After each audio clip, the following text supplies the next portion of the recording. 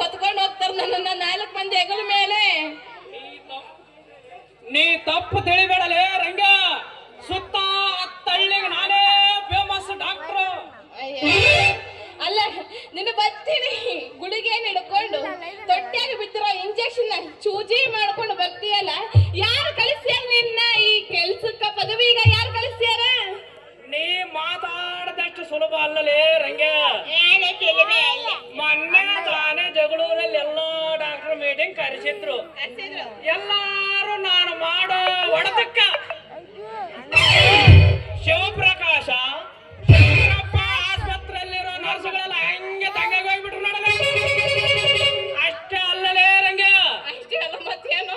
ನನ್ನ ಇಂಜೆಕ್ಷನ್ ಒಮ್ಮೆ ಮಾಡಿಸಿಕೊಂಡ್ರೆ ಬೇಡಪ್ಪ ಬೇಡ, ಸೂಜಿ ಕಾಡಿಗೆ ಬರೋದ್ರೊಳಗ ಕಣ್ಣು ತಂಪಾಗಿ ಸಂಪು ನಿದ್ದೆ ಬರ್ತದ ನೋಡಲ್ಲ. ಅಪ್ಪ ನಿನ್ನ ಇಂಜೆಕ್ಷನ್ ಮಾಡಿಸ್ಕೊಂಡ್ರೆ ನಿದ್ದೆ ಬರಂಗಿಲ್ಲ, ಬುದ್ಧಿ ಬುದ್ಧಿ ಬರ್ತೈತಿ ಅಂತೀನಿ. ಯಾಕಂತ ಕೇಳಮ್ಮ. ಯಾಕಮ್ಮ?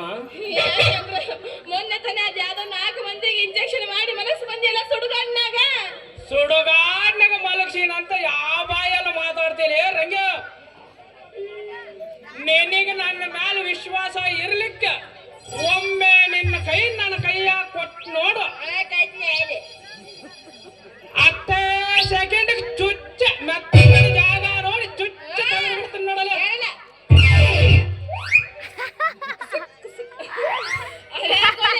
ಮಂಗನ ಮಾಡಕತ್ತೀವಿ ನೀನು ಅಂತೀನಿ ನೋಡ ಮಾಮ. ನೀ ಹಿಂಗ ಮಾಡಿದ ನಮ್ಮಪ್ಪಂಗೆ ಹೇಳ್ದೆ ಅಂದ್ರೆ ನಿನ್ನ ಸೊಂಟದಾಗಿರೋ ಲಾಡಿನ ಕಿತ್ತು ಕೈಯಾಗ ಕೊಟ್ಟನು. ಬಾಳ ಹುಷಾರು. ಪ್ಯಾಂಟಿನ ಲಾಡಿ ಕೈ ಯಾಕೆ ಮಣ್ಣು ಮುಖ ಬೇಡ ರಂಗ. ನಾನಲ್ಲ ನಮ್ಮಪ್ಪ.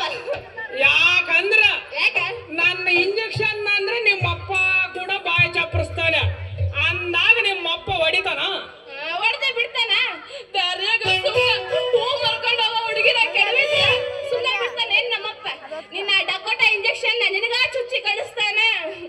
ಚುಚ್ಚಿ ಕಳಿಸಿ ಹೆಚ್ಚಿಗೆ ಮಲಗ್ತೀನಿ ಅನ್ನೋ ನಾಚಿಗೇಡಿ ಜಾತಿ ರಂಗಿ ನಂದು. ನಾನು ಡಾಕ್ಟರ್ ಆದಾಗಿನಿಂದ